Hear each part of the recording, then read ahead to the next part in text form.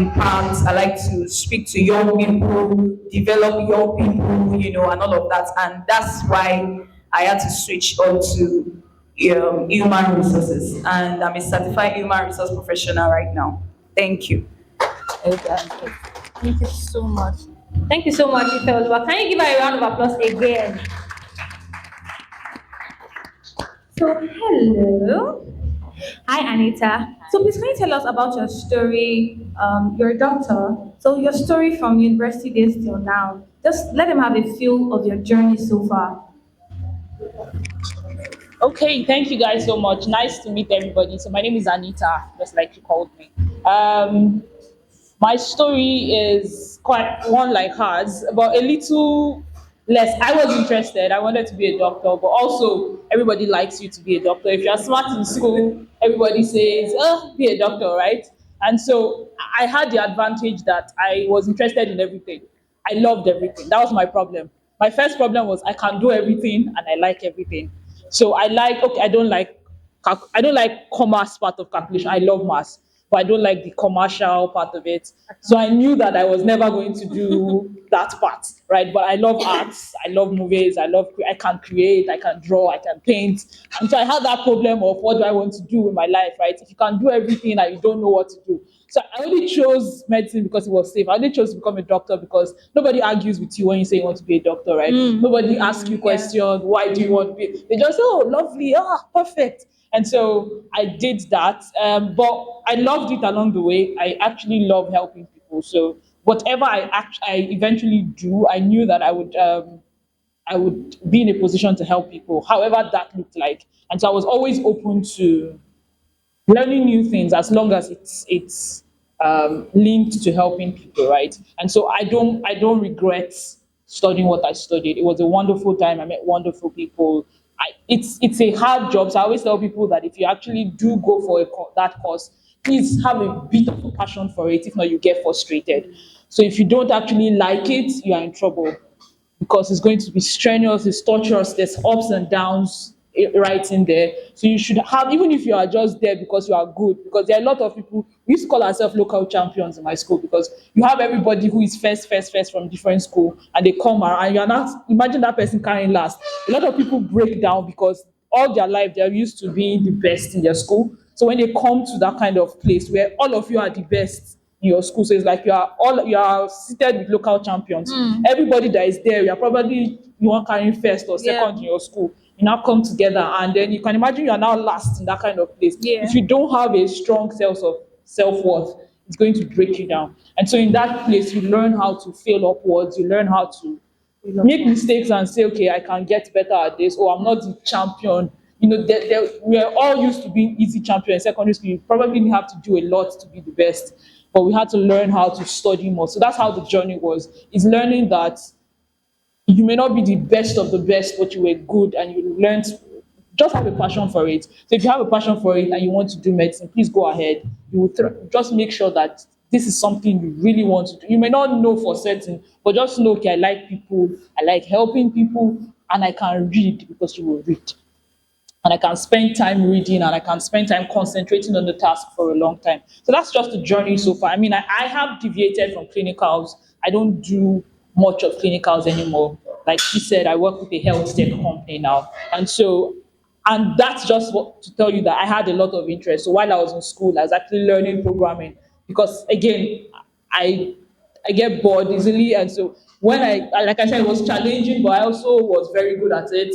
So I was actually getting bored because medicine has a lot of repetition, which Yeah. you have to learn.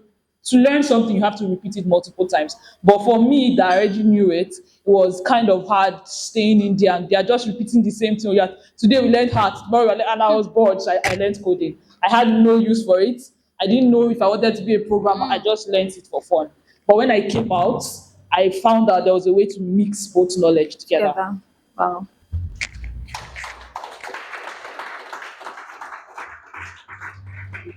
I don't know about you guys, but these people are absolutely amazing. So, still on people's journeys, we're going to be moving to Mr.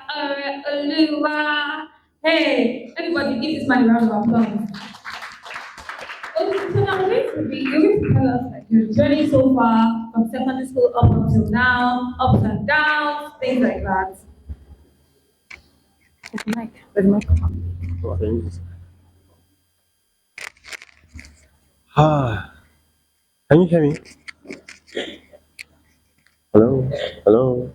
Eh? Am I audible? No, no. Still on, up again, up, up. No, up. Hello? Hello? Yes. Yeah. Sorry about that. Um, Hi everyone. Okay. My journey so far, I'm quite sure it's an interesting one to be honest. And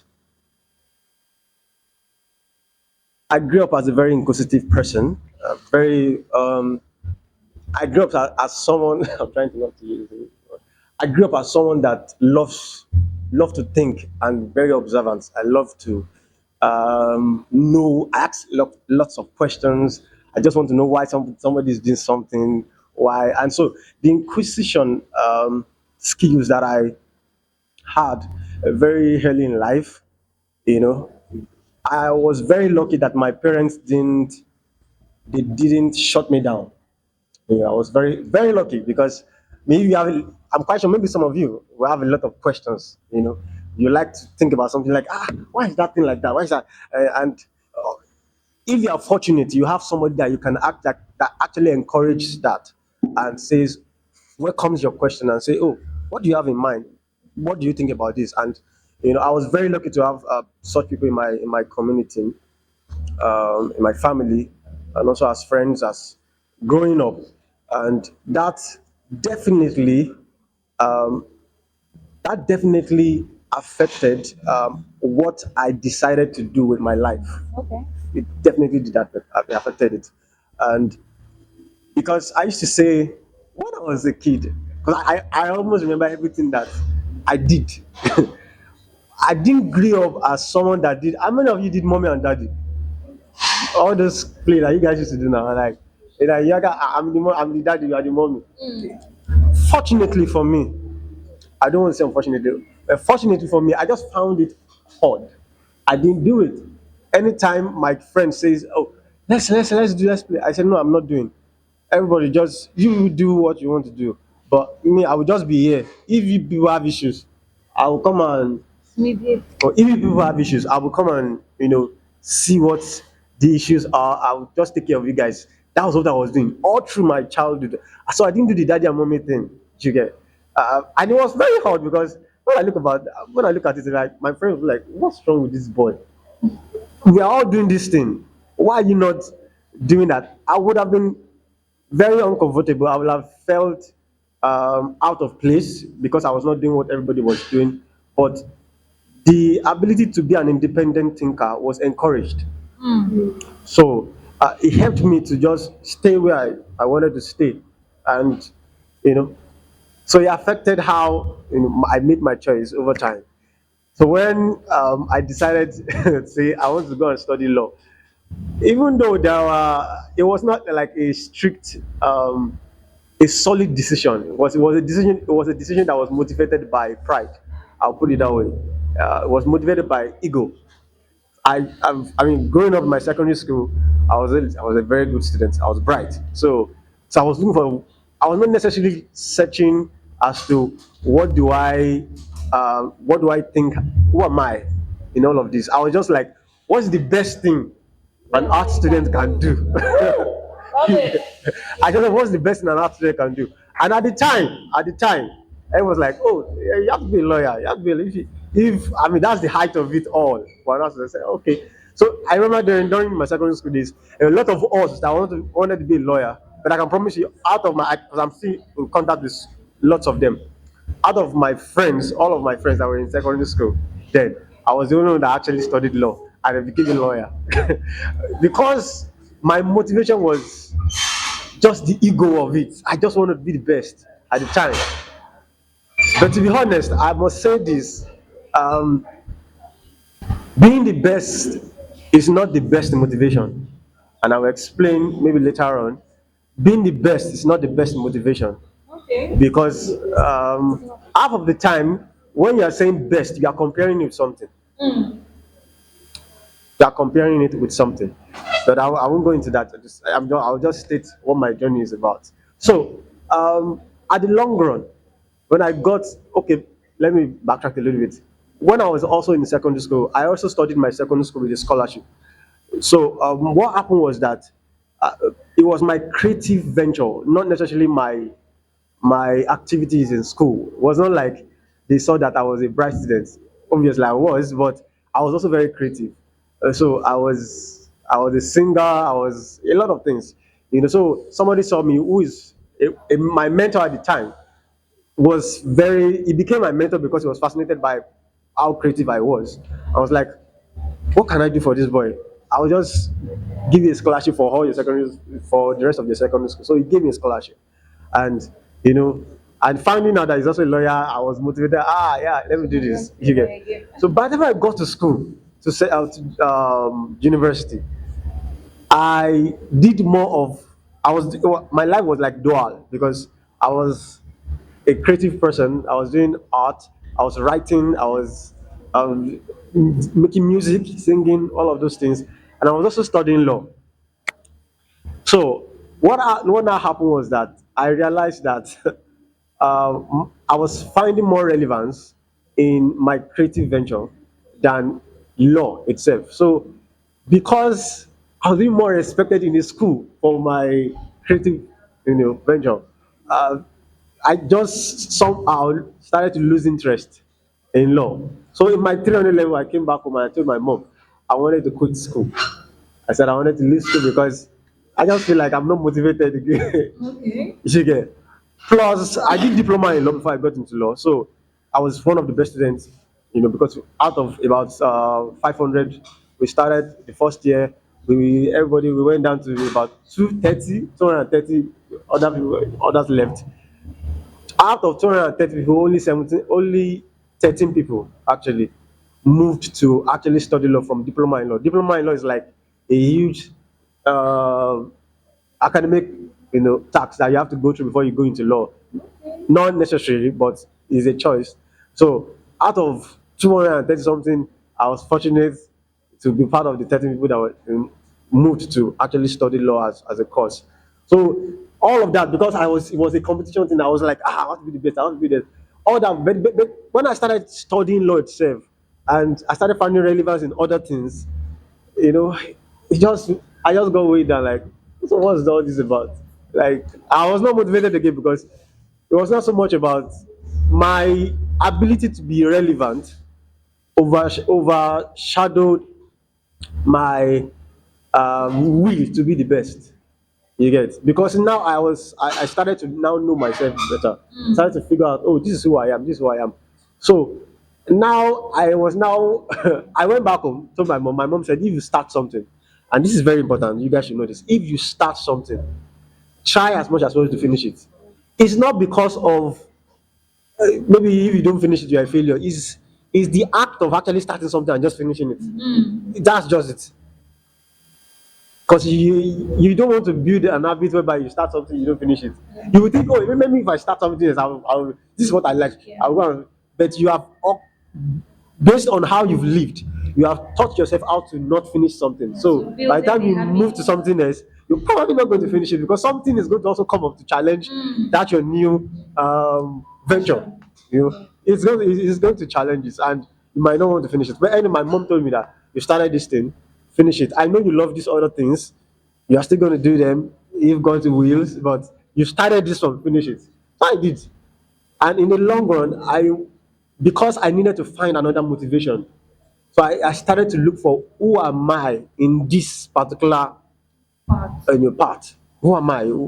Where am I in this all of this? And that's how I found out about uh, being a mediation advocate, which is also still linked to law. Because I finished as a legal practitioner, I went to law school, I got certified as a mediation advocate, which is a mediation advocate, by the way, is a lawyer who is also a mediator. And a mediator is someone that helps to settle disputes, maybe by settling disputes by mediating between parties or by negotiating for a party across to the other party. That's what we do most of the time. So the knowledge of the law still played out because I was now up for the task of who am I in this, and I found out that, oh, this is who am I, and then I worked with it, and that's how I became a mediator. And then my passion for other creative ventures actually came in at long run because I love writing. So I kept on writing, and one of my colleague saw that. Oh, and by the way, one of the things I wanted to do when I was studying as a law student, when I was studying, one of the things I wanted to do was I love to teach, I love to speak, I love to I just love to speak because I did that mostly in church. I did that mostly even outside church too as well, but mostly in church. I was always speaking every Sunday, you know. So I wanted to teach, I wanted to speak. So I was looking for that expression, and it happened. And one of the things I also want to say is that whatever expression you have, don't duck it down because maybe you are in some maybe it's not finding an expression somehow. Look for the simplest day-to-day activities where you can actually have that expression come out of you. You get, because you have, as individuals, you have a lot of multiple expressions, but you can be myopic about how you express yourself because of societal dictates. You know, you can be myopic about it. Maybe society says only lawyers make it, only this one make it, only this one. So you can, if you are not well self-aware, so you find places to outlet those expressions, and that was how I became a lecturer. Because a friend of mine said, I love how you write. Do you have anything? Do you? I said, because I was already certified as a peace educator. So, do you have this? Oh, come and teach so in this particular university. And I went there and I taught the students. Questions as well. So this next question is to my beautiful Ife. So, you also mentioned that you are an HR professional. So, can you tell us what human resources is, what HR is, and the pitfalls to look out for when venturing into that career path? Okay. All right. Sorry. So human resources is basically managing human beings. Sorry. In a work environment. So by the time you go, get out there and you are at that stage to get a job, human resource person is that person that manage, your contract with any job you find yourself in. Human resource person is that person that will interview you. You will still get to that stage. You will be done in school, you find job and all of that. I don't know, you must have been hearing, you will do interview, or you've not heard anything about that. You've been hearing, right? Yeah. So human resource is the person that manages that process from your interview stage to your exit management stage. And pitfalls, like she asked, for 95 hours, right? At this age, I don't know, maybe it's only me. Do they still do 95? I mean, it's me that carried the road with my work from home. Okay, because so when I saw him, like 95, do they still close at 5? Like, okay, so but yeah, I know there was a period where, before COVID, it was really 8 to 5, basically. That's, in fact, even in your contract, till now, it's still 8 to 5. Then there might be flexibility around, okay, work from home, but it is still, officially 8 to 5. So, yeah, so some pitfalls, in fact, it has become a big pitfalls now. I'm just going to mention like three, and tell you how you can actually try in all of these three pitfalls. One of the things is it limits flexibility. So, in my own experience as an HR person, an HR person is that person that tries to bring new ideas in an organization. Oh, this is going on. I think we should do it this way, and all of those things. Because in my role as an HR person, I noticed that the work schedule kind of limits flexibility, and as a result, it affects productivity. Because I see my employees just waiting for 5. It's like a jungle. They just want to wait and escape and just go. And you know how it is when you in Lagos here, traffic and all of that, so everybody just wants to go. So at the end of the day, I noticed somebody that was performing before just starts, performing below. I'm like, what's the issue? And most of the time when I go to that person's desk, is that person just playing game, and checking time, five, it limits, flexibility and it affects productivity.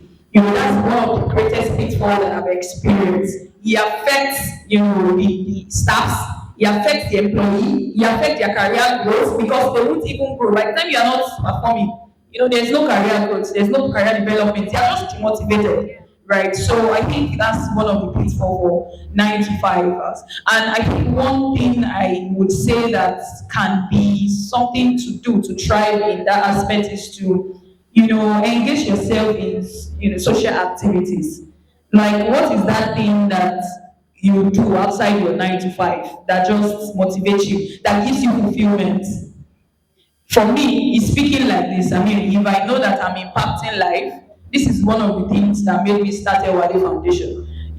That motivation to just make change. Like, you see a problem. I have lived that kind of life before. Just put that in the slum. I have lived in the slum before. I have slept there. I'm not one of those people who receive us.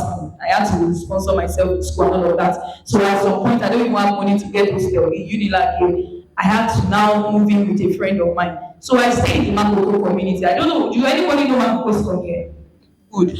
I stayed there, I slept there, where we have to pay money to go and eat people. It was crazy, and I see very young people selling fish, and why are they not in school? I'm just so like, this is a problem that needs to be solved. I engaged one of them one day, and then she said, oh, she had to do this job for them to even eat. So school is not even an option. The girl is one of those who are enrolled in school right now. She's able to be a nurse. She's in, I think, primary 4 now, at the Wadi Foundation. So, the enthusiasm to make difference, to make a difference, to see a problem in your society and want to change it, that's something that gives me fulfillment. So I think if you engage yourself in that kind of thing, it kind of helps you to thrive. Regardless of the 9 to 5, you are engaging yourself in something that is also giving you fulfillment, right? So that's that for that. The second thing is how 9 to 5 affect our social relationship. Like, in this Lagos now, you want to get to work at 9, you wake up at least 6. If you are saying in maybe Yabasoko, I even say in Korodu and work in Lekki, that kind of life, you have to wake up like 5 to meet up with the time 9 a.m. and you see some HR very very strict. If you don't come 9, there's fine. There's very it's a very great pitfall that I think that even employers can look at ways to work towards it. Because as an HR in my organization, that's one thing. Now we close 3 now. We resume 9 and close 3, and one day work from home in the week, right? So I think technology has improved to the extent that we can put all of these things in place to ensure that even you as an employer, you are getting value for what you are paying for, and even you as an employee, you are also, thriving in that job role. So it affects relationships because when you get home by say 9 in the night, after 5, because before you get to traffic and everything, some of you, even some people will even forget to call their mom. When I was working in that space, I can't remember when I saw, and my mom was always like complaining that, are you sure this work is good for you? She's so worried. So 9 to 5 is, has that pitfall, and I think one way we can try in that as well is, you can set a boundary. At some point I get to that stage, I set that boundary. If it is after work hours and if it's not urgent, I don't take it. Right? I think that's also a way to thrive, to, kind of balance for that pitfall. You can, if it is wanting, try to limit work communications when it is not work hours. And then go for coffee, go for lunch dates, just do something outside your 9 to 5. You have to say, I usually tell people, if you die today, this company will still continue, So I usually tell my employees that because I take their health very, very serious. If you are strong, say it, let us know, stay at home, don't come. If you die like this, they will still continue, I usually say that a lot. So I think that's the way to, try with that. And another thing is, which is the final one, is I think it affects financials, like potential to earn more because some companies literally don't, they are stagnant when it comes to salary increase or even career growth. You see somebody in the company for 5 years and they are just stopped, no growth, nothing, they are demotivated and all of that. 9 to 5 has that, that tendency. So it affects their earning potential. It can even push you to a particular kind of lifestyle. You can't wear, this shoe is 2,000, can't buy it too. It has to be 1,000. Just go to bend down select, go to Yakha, go and, it kind of stock you up into a particular kind of lifestyle that you can't go beyond and all of that. So this is also one thing, and I think one way you can actually thrive in that is also to, invest in acquiring more skills. Just like he said, imagine him in secondary school, all of those, and he has gotten, he knows that he can speak, he can write, he likes to do all of these things. I'm sure one way or the other, he has been able to earn in all those other areas, apart from law. So you can try to, in the long run, even if you're in your 9 to 5, try to seek other passion. What are the other things I know how to do? What are the other things I can just venture into it and invest in it. That's another thing. There are some people that are accountants right now. They are now doing tech. Like I'm like, what? Accounting that we did icon together. Oh. They are now tech gurus. I'm like, how did they happen? But they are earning big now. In fact, some of them are working for companies outside Nigeria, earning in dollars. So try to look for that passion. What other things can I do? It does not have to just be that commercial class. It does not have to just be that science. There's something more. So that's the way to, you can invest in other skills in order to improve or increase your earning potentials. So, and I think one other thing is for financials, try to look for connection, like network with people. You don't know anybody you will see that will have this opportunity and then it will be paying you big. You never can tell. So don't just sit down in your house. Even as young people as you are, you at this stage you should have LinkedIn page. Is there anybody that has LinkedIn page here? Nobody. I had LinkedIn page. Maybe I entered I institution then. You can start building one, start connecting with people of like minds. If you're old, he started knowing things he knows how to do apart from law when in secondary school or is it? So you can. So nothing is limiting you, right? So because as it is, salary, employers are not looking at increasing, even as cost of living is going high, they are not doing anything about it. It's just there. You see somebody earning a salary that they have started earning since 5 years ago and they are still earning it. I don't know how employers feel about that. But you at the end of the day, it has to be you. You have to look for something else, some way, some other way, to increase your earning potential. So I think. Thank you so much. Everybody give her a round of applause. That was so good. So just like she has rightly said about the last point, the financial aspect. As you know, even if you study something, you can find a way to mix that thing with something else, right? He's a mediator, he's a lawyer, and he's also a lecturer. How is he able to do all of these things? Proper time management, building structure around your life, right? Prioritizing as well. She also studied medicine in university and she learned how to code. She found something, she found a way to merge that thing that she studied in university with tech. And now that's what she's doing and she's doing excellently well. Please give Ife a round of applause again.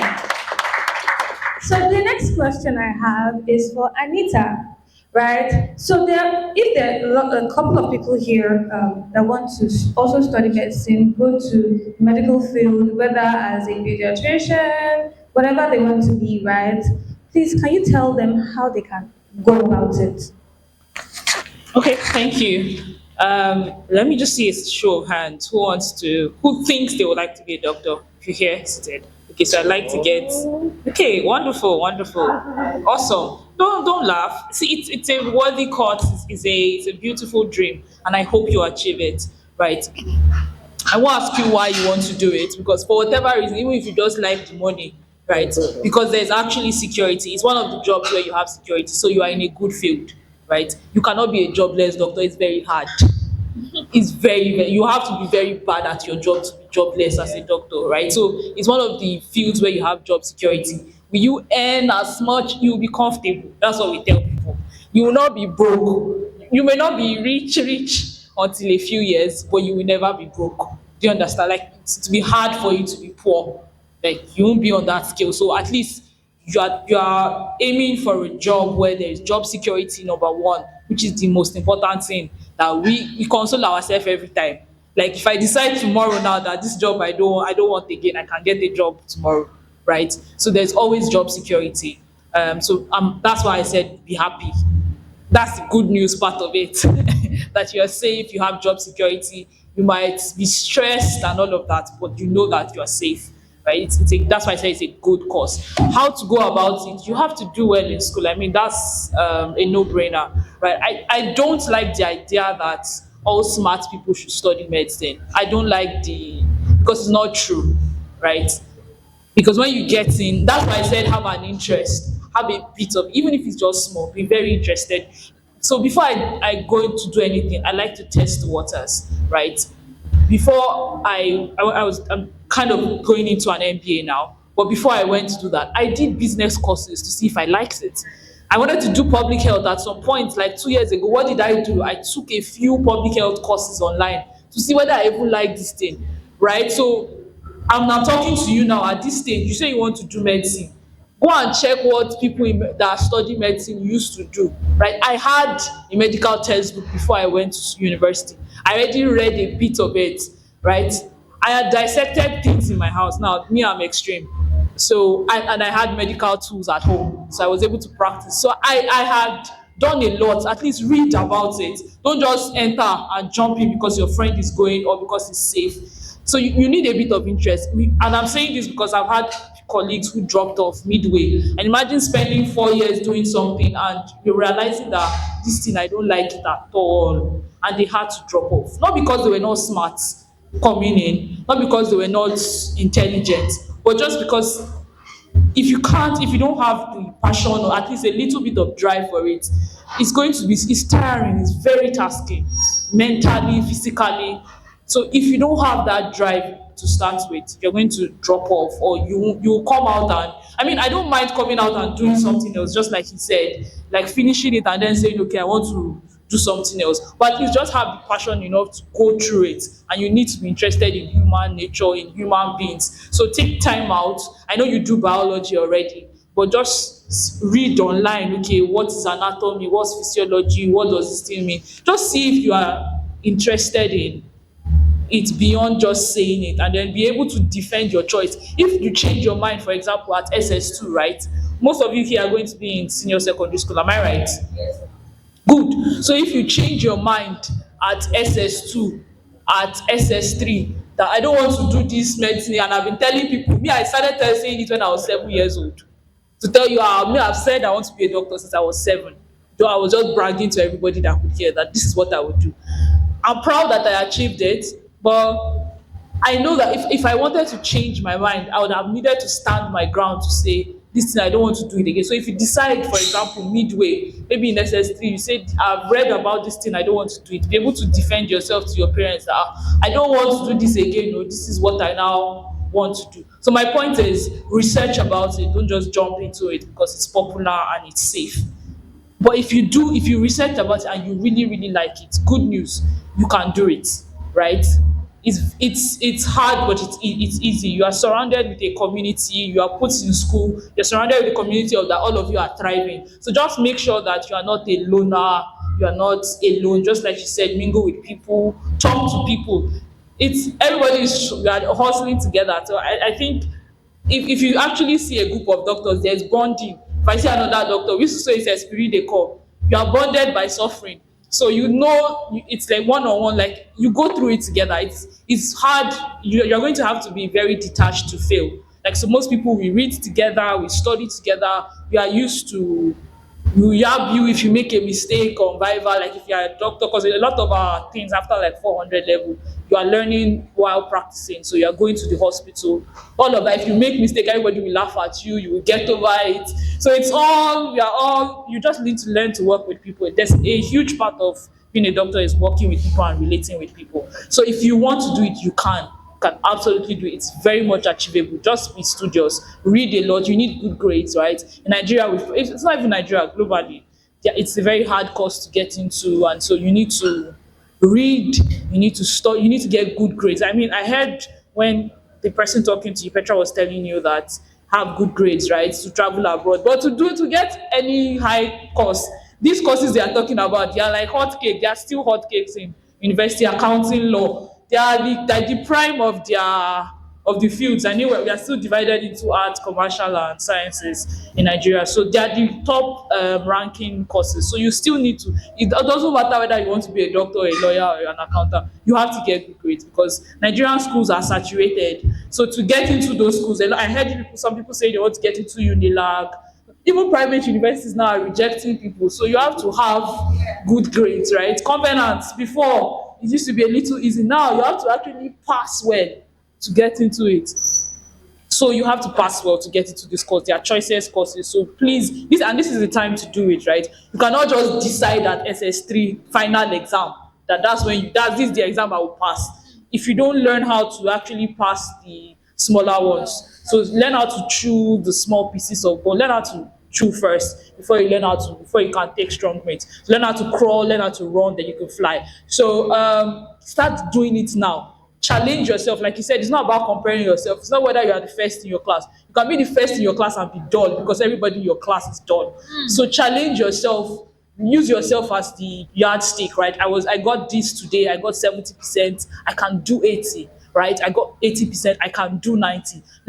Be challenging your past results, right? So your past self is your biggest challenge. It's your biggest comparison, not any other person. Pick yourself. Okay, yesterday I didn't know this thing. I used to tell people that the only time I don't mind not knowing something, but the good news is if you ask me about that thing tomorrow, I would know it. So if you ask me something today and I tell you I don't know, I'm not ashamed that I told you I don't know. But you know when I'll be ashamed? If you ask me tomorrow and I still don't know it, right? Especially if it's related to something I feel like I should know. So I'm not afraid to say I don't know, but I think it's an embarrassment if you come back 1 week later and you're asking me the same thing and I don't know it. So that's the same thing to you in class. If they're teaching something, you don't know it, don't be ashamed to say I don't know it. You can meet your friend, I don't know this thing, I want to know it. So that's the difference between somebody who thrives and somebody who doesn't. If you recognize that you right now with these results, the only doctor you can be is a herbalist, a native doctor, it's fine. Do you understand? This is a starting point. Don't let anybody discourage you. Now ask yourself, what do I need to do to get better, to actually get it? So start from where you are and then say, okay, I need to improve my maths, right? What do I need to do? Like have those steps. This is what I need to do. I need to meet my friend who knows maths. Bola knows maths and she can help me. I need to improve chemistry, right? Those are like the courses that are key to getting into medical school. So chemistry, physics, biology, and maths, right? Say, okay, I need to get better at these four things, and maybe also improve my grades in the other because they all count. And so I'm saying, okay, if I need to make an A in maths, I want to consistently make an A in maths before I get to jump or post any time. That's how you go. You cannot just wake up at jump and be the best and get 300 and something if you don't learn to get A's in secondary school. So I guess that's it. I think my biggest takeaway from everything that you said was the fact that you must always make sure that every single time you're increasing your value, meaning that you're striving to be a better version of your old self. So by tomorrow, you should be a better version of the person that you are today. The person that came into this program, right, and the person that is leaving this program today are going to be two different people, right? You're going to be a better version after this program, and that's why we always tell you to jot things down. Make sure you are very active in all the sessions. Always listen. Make sure you're taking mental notes as well. They're not just here to waste time. They're not just here to come and waste all your time, right? You are here to actually come and get something valuable that will help you for the rest of your life. All right. So we are moving on to the next person. And this next question is still along the lines of doing multiple things at the same time. Please, can you tell us about the principles, things that they can do in order to balance all of the things that they are doing?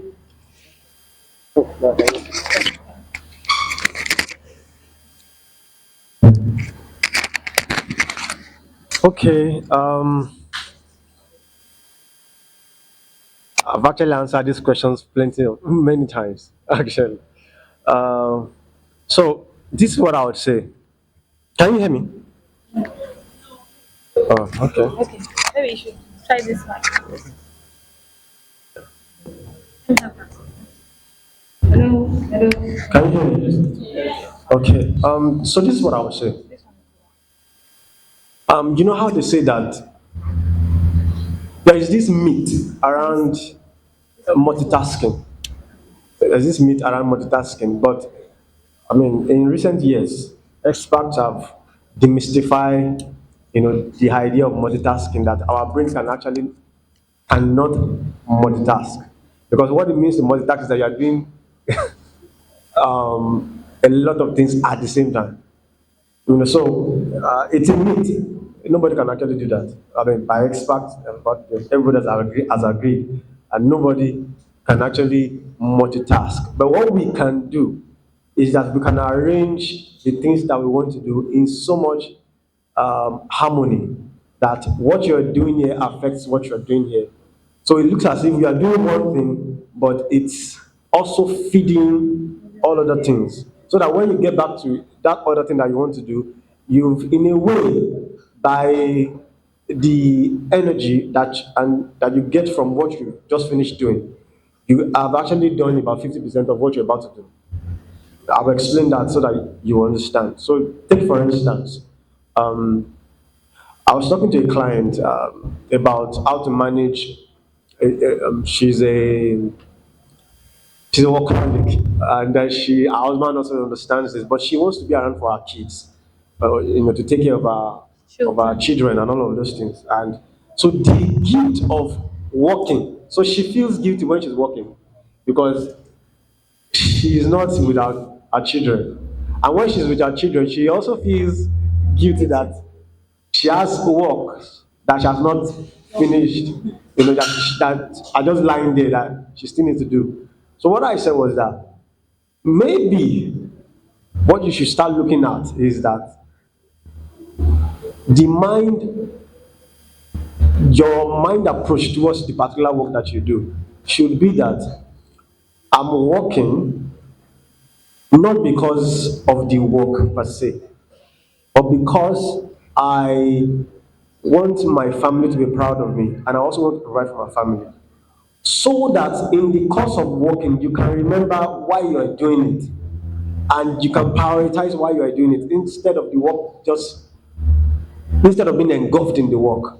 So that in the bid to prioritize what you're doing, remembering why you're doing it, it will take you back to the importance of why you're doing it, and which eventually takes you back to that reason for doing it, which is okay, you're working and you want your family to be proud. It will not make sense that you now work all day and the main reason why you're working, you do not cater for it, which is actually the main reason that should remind you of the fact that you're working because of your kids, because of this and not all of that. So that should motivate you to go back to your kids.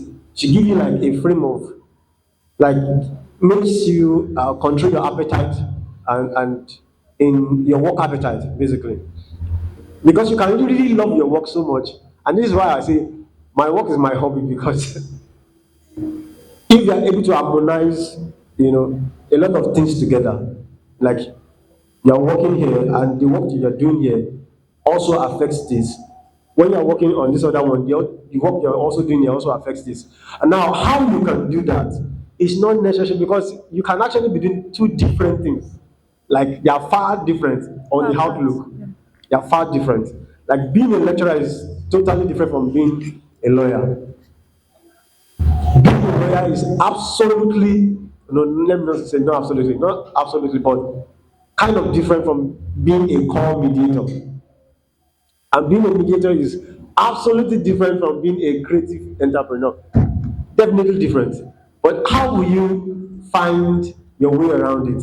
So there are two things. One, there is time factor. You have to find a way around the time, which I'll come back to that. But one, you also have to synergize it in a way that one speaks to the other. And how to do that is not necessarily to look at the obvious part of it. You have to look at um, there are seeds to these things. So, as a lawyer, two things that you use. you use all professions, you use your mind. Fact. But as a lawyer, you use your ability to write, right? You also use your ability to speak. Two things. So as a lecturer, you also use your ability to write. You also use your ability to speak. You see? Then as a mediator, you also use your ability to speak because you have to say the right words. If you say the wrong words, everywhere will scatter. You're using your words. So you see that, now you start to see how you can harmonize things from that place. Knowing that definitely I need to, put up my communication skills. That's one. I also need to work on my writing skills. That's two. Again. And that works in that regard. So I'll use myself as an instance so that it will be clear to you guys. So for instance, I'm working as a lawyer, and I know that the more I try and work on my vocabularies, my dictions, it also affects how I teach and how I write. It also affects my creative because I write screenwriters and all of those things. I write plays for people, but I write songs for people, as well. So it affects, and the idea is whatever I'm doing, because it's about writing and it's about speaking, it ends up adding to or garnishing my skills altogether in all of it. So the ability to look at the seed that helps you to actually man that particular profession actually goes a long way for you to harmonize it so that you don't feel like you're doing too many things. Okay. You won't feel like you're doing too many things because the gift that you can start to feel off place when it looks as if when you start looking at it from the outside, like, oh, you're a lawyer, you're this. Oh, what do you want to do? You're this one, you're this one, you're running here. No, it's because you are looking at it from the outside. Then when you look at it from the seed state, you start see that they're all feeding one another. You are just almost doing the same thing. It's just Yeah. that the dynamics are maybe different, the numbers may be Different different, expressions, but yes. you are building your muscles. Um, Time factor, how you schedule your time is based on value. Because at the end of the day, okay, maybe I'll say this when I'm having a session with you Your guys. master class, yes. Yeah. So, but at the end of the day, the how you apportion your time depends on the value at that point in time. Like prioritizing. So, yeah, and how you know what's valuable is to know the life that is behind it.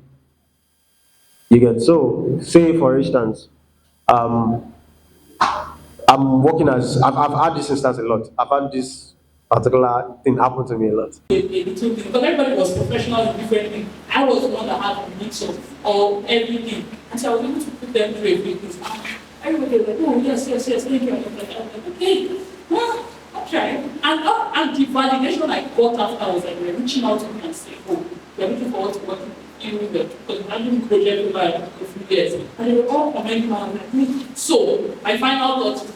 How a plan to keep yourself.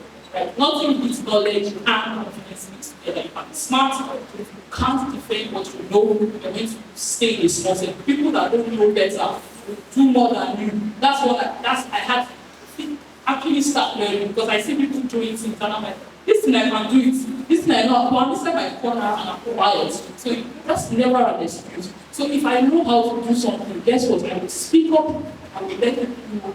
I can do this. So while you are here, this small thing, and you don't get it once. In every of yourself, volunteer. Everywhere you are, speak up, let your voice be heard. Right? Stand up for what you do. You know it, put your hands up and say. If they say, that's not correct, guess what? Tomorrow you will know the answer to that question. So speak up, let your voice be heard.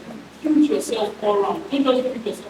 Books, in academic books, put yourself with every kind of productivity, like I said, who wants to get better. Have a plan, talk to your leaders here, talk to your friends. If you have specific issues like maths or English, then read books. You need to get better at specific books. But not too young to do. I started reading when I was 6 years, and it sounds very weird. We are not, and that's my biggest thing in life. That I learned how to be very, very in life. So I was reading books that were above my age. And I was, you are old enough to buy a book. Thank God you have a phone. You don't need to physically walk into a bookstore. You're old enough to pick a book. I know it's a dying art. I know that most people don't like to accept. You're watching films. Guess what? Even now videos that you're watching, if you want to go for videos, go on YouTube. I tell people that YouTube is very simple. If you want to get a particular skill, please do it. So thank you. Thank you so much. So lastly, for final word, we're going to be having Mr. Orolua.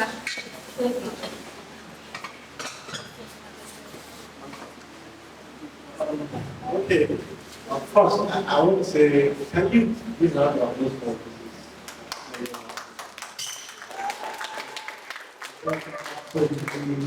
Just I just want to have, I want to I just want to have a few things. Like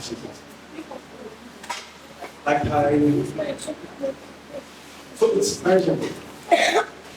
Um, you are not complicated. Notice, please remember this. You are not complicated. But you can't. You are just sophisticated. You are not complicated. You are just sophisticated. And what I mean by that is that you are, as a human being, there's a lot of sides to you. There's a lot of sides. Only if you want to explore it, anyways. But there's a lot of sides behind it. Events might bring up those things. Time, maybe you change environment, maybe something can happen and then you're surprised that who you are at that point in time. But I didn't know that I like this, I didn't know that I had that. So don't be scared to acknowledge who you are becoming. Don't be scared. If you find out something about yourself, don't be scared to be inquisitive to learn about yourself more. Very, very good. Because you will actually find out who you are along the way. You see different sides of yourself. You will actually want to become a doctor, a lawyer, this and that. Now, very interesting. You will probably still be, but in the long run, on the journey, you also find out a lot of sides to you. You neglect them, test them, inquisitive. Is sometimes I notice this about myself. If I want to learn something, if let's say I notice to change my vocabulary, the particular time recently I started using the word solid. The word solid. Something like solid. I don't know where is this coming from. I realized that there's a friend of mine who started talking a lot. And then he uses that word a lot. Solid. I know that word entered into my vocabulary, and I started using the word solid. So what I'm trying to say is that as you grow, there's a lot of things that will just form part of you. Maybe the friends you make, risks that you're going through or something you're experiencing, they will form part of you. You need to investigate them. And know where they're coming from and say, oh, the test this is right. Oh, I can take this, I can invite this is part of me. Don't be scared to investigate yourself. Don't be scared to test your knowledge. Don't be scared to, and don't be just like a one straight line. No, it's not like that. Especially you are not complicated, you are just sophisticated. That's one. Two is that, talking about academics, how you can achieve anything. But anything, any profession, anything at all. One thing is certain, you need to learn how to execute in that profession. If you are learn how to execute, that's one. You also need to learn how to speak. You also need to learn how to write. Because when you know how to do something, you also need to know how to complete that thing that you're doing. Right? You also need to know how to write about that thing that you're doing. So why I'm saying this is because you can actually find yourself in a place where you are changing. Maybe you have an interest in this particular thing, and then before you know it, you metamorphose into something else. Oh, now you want to be a doctor. Now you now find that I want to be a neurosurgeon. Oh, now in all of those things, you won't be afraid of the change if you've learned at this stage that how to execute things, how to start something and finish it, how to think of something. Then the mom says, go and think of something for me from the moment something. The enthusiasm to want to get it done. The things that you need to learn now, fast, is the ability to say, to define it, a project or something that you need to do, and then you have the enthusiasm to start it and finish it. That's one of the things that you need to learn. You may not be a doctor now, you may not be a lawyer now, you may not be any of those things now, but whatever you are going to be, you will execute. So learn how to execute now. Fast. Learn how to be enthusiastic about executing something. And learn how to document your experience. If you don't know, you can start to keep a diary. When you look at it, maybe you spend today now. What happened today? Write it down. Build on your linguals. Just write it down. Write it down. Keep a diary. That's one. That's learning. That's learning how to write. And then look, possibility of you can find places where you can also speak. You can learn to speak to yourself. Like talk about your experiences. That's making that you all of that. Like you know those things. Execute, speak, remind, and then write. And then the last thing I want to say, which I think I was working on the master class, is that you need to learn how to learn. And not just that, you need to learn how you learn. So when I was in school, I'll wrap up with when I was in school. One of the reasons, because I was competing with a lot of people, I wanted to find out how can I learn this thing fast? Because I know myself. I was a good crammer. I can cram. I didn't cram again. I was a good crammer. So because I wanted to beat somebody else, because I knew I could cram, I knew that to be my academic skills. I just look at it. Look at the same thing. Look at it. I would cram. Like they say, like cram, like more. I was a good crammer. But my point, what I'm trying to do is learn how to learn. And learn how you can learn quickly. To know you can learn quickly is not necessarily you know somebody can learn quickly.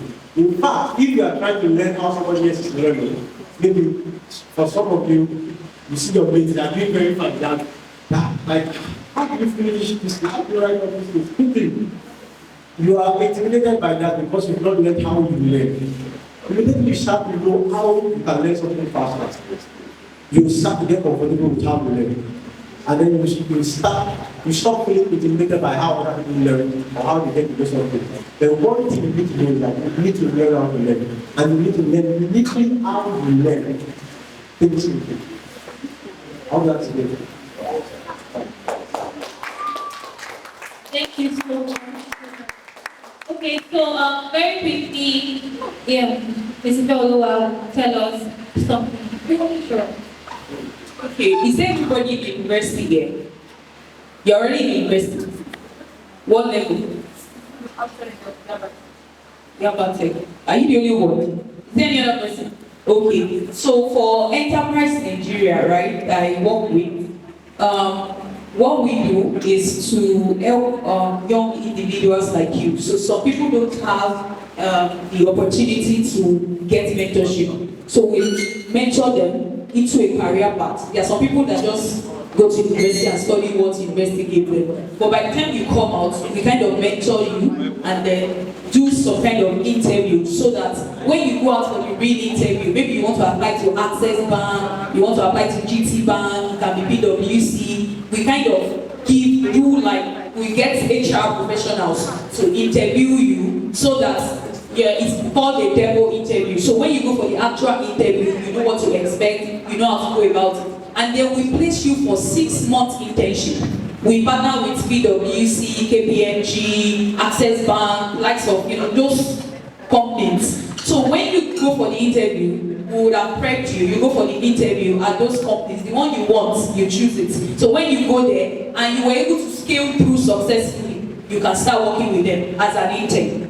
And after 6 months, when you do well, they see that, they want to retain you, that's how you get your job. We have a lot of young people like you that are already have gotten placements right now. So I just want to tell you about that. I can share the link with Petra. There's a platform where they can share it to you. you can apply. For you that are already in university, you can start applying now, because the course we are having now, before we have another one, is like next year, so that you can get into that as well. So that's what I want to share.